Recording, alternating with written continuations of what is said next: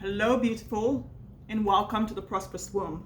Today we are diving into Proverbs 22. It's day 22 in this 31 days of wisdom journey as we study Solomon and all those wise men, all the words in Proverbs that support us as high-ticket coaches, as women coaches, to co-create with God a business based exquisitely on God's wisdom, allowing God's fullness, God's majesty to flow through us so that we create our most potent body of work using all the tools we have, using all the gifts that God has put in us, midwifing those gifts to create a business that is ours, based on our blueprint and DNA, based on the work we want to do, the assignment we're here for, based on who we are, our worthiness and our identity,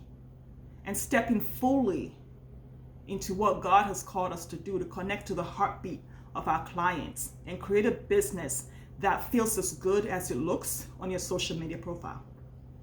So today we're going to dive into God's wisdom for high ticket coaches.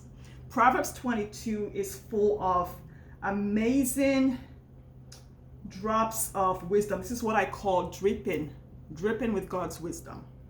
And it supports any high ticket coach in any coaching niche or in any business to really step fully into their power and stand in that power, own their value and know their worth as a human, as a child of God, to serve at the highest level. So today we're going to jump around a bit. I'm going to start with chapter 22, verse 29. And it says, do you see a man or woman? Do you see a person diligent in their business? That person shall stand before kings, and he shall not stand before mean men. When I look at this, I think of a person of integrity, and not just integrity, but a person with a high level of discernment, with a high level of wisdom, someone who has insight, someone who has sunk their teeth into the Word of God and life experiences that are way beyond anything else we can ask, think, or imagine. Someone who has wisdom without pride. That person works with a humility. That person is unassuming. And that person can support any one of us to co-create the business, the life, the relationship, the career, the position of our dreams. Whatever it is that we want, whatever it is that we desire. Because when you have insight, you create the thing you want. The reason why you, me, our clients, we're not where we want to be yet, or we don't have what it is we desire, it's a lack of insight. And the gift is seeking that coach, that mentor, that person, that support dream team that can share insight with us, that pulls from what God has given us inside, and not some generic template or sales script or whatever it is the coaching industry is into these days. But really coming with a high level of discernment. That is what commands the high ticket prices. That's what commands the investment of a $250,000 coaching offer or $100,000 coaching offer. It's seen beyond the possibility. It's seen beyond the tweaks here and the this, that, but really supporting people to be at their highest level of insight. You know, I can tell you this. I've been around people who make a lot of money. I've made a lot of money and I've made no money. I've been around people who are brilliant and smart intellectually, but have no insight or wisdom. So it doesn't matter how much money you and I make in our business. It doesn't matter how many stages we speak on. It doesn't matter how many books we write. That is knowledge. That is basic human understanding. But seeking God's wisdom, it's what catapults us to that next level that few people are willing to go. And that is what distinguishes you and sets you above all the rest as a high-ticket coach. Not your bank account, not what you look like, but the thing that you have that no one can take from you, the thing that you have that supports people to do their most potent body of work in any area of life, the thing that supports you to see what no one else can see and say the thing everybody else is scared to say. That is insight, and that is what people pay for, so you can support them to pull their greatness out of them voluntarily. So let's go to verse 1. A good name is rather to be chosen than great riches, and love and favor rather than silver and gold. When we put our value in the world, when we use our gifts and share our gifts with the world, when we step into assignment, money follows. So the thing is not to chase the money, but to do and play whatever play we're here to play in the world, to share what we're here to share in the world, because money will follow anything you do that is aligned with wisdom. Okay? So you don't have to fight or push or pull and be somebody we're not for the money. The thing we have to do is to remember who we are and to step fully into assignments and connect to our mission, so we step fully into the world in our power for that mission and do the work we're here to do and do the play we're here to play and enjoy and be in full abundance and freedom, because we get paid to be us. We get paid regardless. So focus on that and not the money, because you can have all the money in the world and have no life and have no joy. So we don't want to be dried out bones and have money and speaking on stages all over the world. What we want is to have a peace that passes all understanding, an abundant full life, so that we're wealthy, we're rich, and not just have money in our bank accounts or the accolades that come with being famous. The rich and the poor, we all meet together. The Lord has made us all. You know, the beauty about being egalitarian is that there is no difference between how much money is in anybody's bank account. I have had negative $2 in my bank account. I have had over $200,000 in my bank account. I was the same person. My value and my worth as a child of God stands the test of time. So it doesn't matter how much money you've made, how many stages you've spoken on, how many sales you've made, how many clients you've worked with. Nobody gives a rat's butt about that. We're all children of God. So let's focus on seeking His wisdom and letting Him guide and direct our path, most importantly, before we start to distinguish based on, well, I made 7 figures, I made 6 figures, I made 5 figures. Honey, you can't take that with you, so whoop-de freaking do. So just focus on always seeking the higher level of insight and wisdom, because it reigns at your door, my door, all of us. We're all God's children. Our value is inherent in God. So when we're pricing our packages, our coaching packages and offers, it's not, oh, well, I don't feel worthy to charge that. If that is the value, charge it. If not, it is a sin, basically, because you are devaluing the energy for your clients and they get to owe you because you're not giving them what the offer is worth. You're saying, I'm going to diminish the value so that you owe me energetically. That sucks, okay? That's insecurity. You're wealthy, you're rich because God says you are. You're valuable, you're worthy, you were born worthy. So charge the $100,000 if the value is $100,000. Charge the $1 million if that is the value of the work. Don't say, oh, I don't feel worthy. You were born worthy. Don't be more arrogant than you need to be, and don't call God a liar. He says you're worthy and you say you're not. Don't call God a liar. By humility and the fear of God are riches and honor in life. Again, when we serve God, when we walk in the integrity that we're aligned with, when we trust who we are in God, when we know who we are, remember who we are, we have riches, honor in life. It's like waking up, breathing, and receiving. We just are.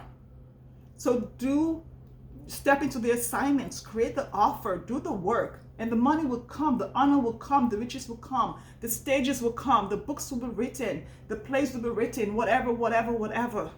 Just be who God says you are. Own that and step into your assignment and be that person who seeks wisdom to grow in wisdom. Your bank account will grow whether or not you do anything, as long as you have your offers out there.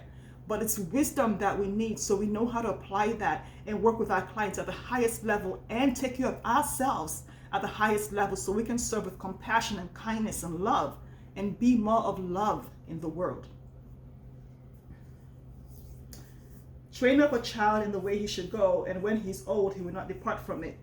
I can speak for myself, and I'm sure all of us can speak for ourselves, that when our parents instill in us some values, God's wisdom and God's love, no matter how far we stray, we always come back home to love. We always come back home to wisdom, to God, because that was what we grew up with. Those are the values that have been put in our hearts.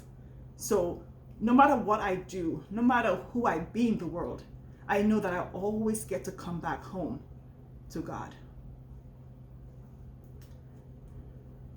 The rich rule over the poor, and the borrower is servant to the lender. He that sows iniquity shall reap vanity, and the rod of his anger shall fail. He that has a bountiful eye shall be blessed, for he gives up his bread to the poor. We share our gifts, we share our resources, we share our wealth. When I read rich and the poor, it's not necessarily I have more money than you, but what are you sharing in the world? It's not just about money, it's about time. How are you helping and supporting those who need some of what you have? How are you being a blessing in the world? How are you being a steward of the resources that God has given to you through your clients, your business, your speaking engagements, whatever? It all comes from God. He's the source, and everybody else is just a resource. So how are we sharing and being a blessing with the gifts that God has given us in the world? Cast out the scorner, and contention shall go out. Yes, strife and reproach shall cease. Well, let's all just strive to walk in peace and stay away from anything that doesn't give you peace. People who don't bring peace in you, who take away your peace. You know, the most expensive thing that anybody can take away from you is your peace. For me, if it's going to steal my peace, I can't afford it. That is the only thing I cannot afford, is anything that steals my peace. I can't afford it, too expensive, I stay away from it. I don't need the drama. He that loves pureness of heart, for the grace of his lips the king shall be his friend. Again, walk in integrity and do work in integrity. And you know, there's no need to compete with people or hate people or dislike them because of what they have or who they've been or what they're doing. Focus on you and stay in your lane and be grace in the world and show compassion and kindness and just be who God has called you to be. Like, let's just stop looking to the left and the right and focus on our own lane and give ourselves the grace to run the race we're running at our own pace. That is what really matters. And what does that mean? Does that mean, well, I can't watch the news, I can't be on social media? I don't know. What does it mean for you? What does it mean for you? You figure that out. Seek God's wisdom to figure out what that means for you. The eyes of the Lord preserve knowledge, and he that overthrows the words of the transgressor. The eyes of the Lord preserve knowledge, and he overthrows the words of the transgressor. So God's walking in the eye of the Lord, being who God has called us to be, is more powerful because wisdom, love always win, no matter what. Even when it looks in the natural, like everything is going against you, God always wins. So I always say to people, but you know how the story ends. God always wins. So from that place, what decision do you want to make? The slothful man says, there's a lion outside, I'm going to be killed. What are your words saying? There's a recession, I'm going out of business. What are you speaking over your life? The mouth of strange women is a deep pit. He that is abhorred of the Lord shall fall therein. Pay attention to where you're going and what you're doing. Look to see who you're being around and who you're surrounding yourself with and what you're listening to, what you're putting inside of you. That determines how we be in the world. Foolishness is bound in the heart of a child, but the rod of correction shall drive it far from him. I was raised in Africa, so I do believe in corporal punishment. I am not against whooping somebody's butt to get them straight. There's a way to do it that is not mean. And people will say, well, how can you beat someone with kindness? I don't know what that looks like, but I know that disciplining someone is way better than letting them go astray, and then when they're older, they make certain mistakes that could have been corrected or prevented if they had been disciplined, whether it was with words or with corporal punishment. To me, it doesn't really matter. I just say, be kind, be compassionate, and who you're being will be reflected in how your child is being towards you and in the world, period.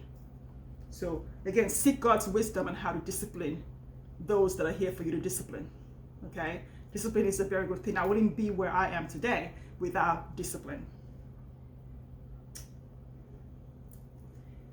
He that oppresses the poor to increase his riches, and he that gives to the rich shall surely come to want.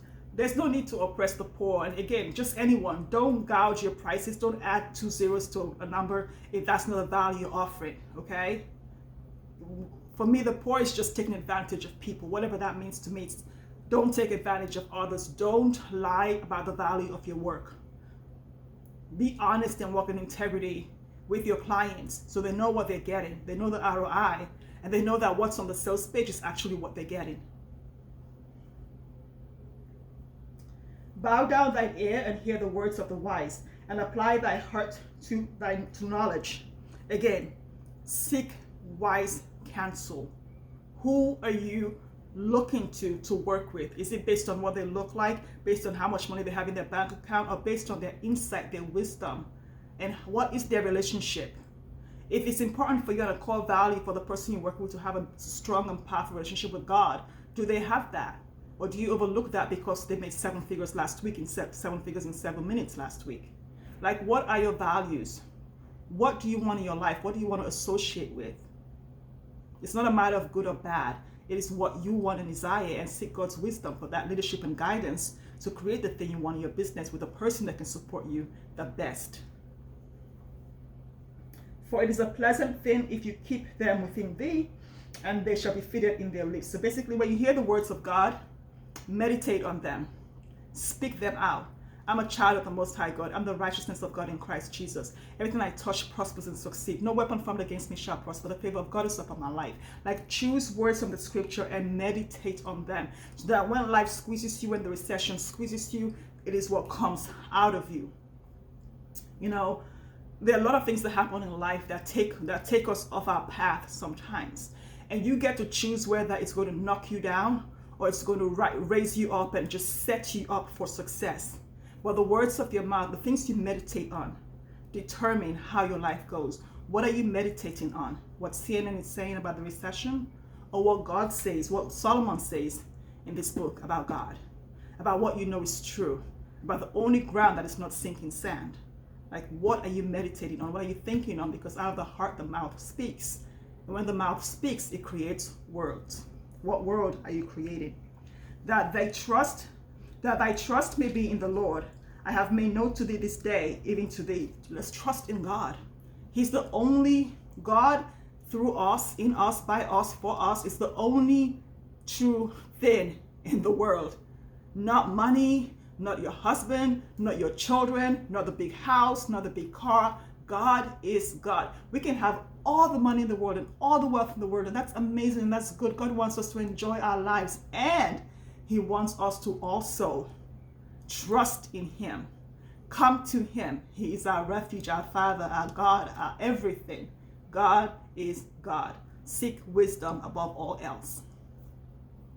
Have not I written to the excellent things in counsel and knowledge, that I might make known to thee the certainty of the words of truth? God keeps reminding us, I have told you about wisdom. I have told you what happens, all the excellence in your life, the abundance and love and joy in your life, and peace and freedom in your life.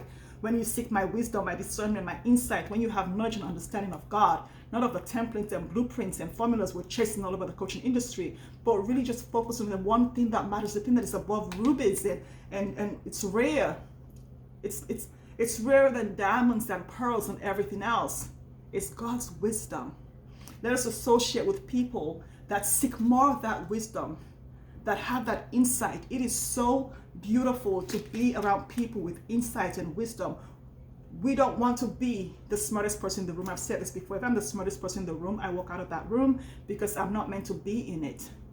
The people who stretch us, not just to speak on another stage or fly to this place and give a talk here or whatever. We all do that. It is really growing in that insight and wisdom that supports you to enjoy freedom at the fullest without having to flaunt it on your Stripe account on social media. But you knowing within yourself who you are and whose you are, and the assignments you here for in the world. And enjoying that freedom and abundance without regret, without shame, guilt, or condemnation, no matter what. Rob not the poor because he's poor, neither oppress the afflicted in the gate. Don't be a bully. Just don't be a bully. For the Lord will plead their cause. So this is one of those things where always in Africa we always say, don't worry about it, God got your back. God will always plead your cause. wait on him with patience. No matter how bad it looks, no matter what people are doing, no matter what they're saying about you, you know how the story ends. God always wins. Walk with God. He always wins.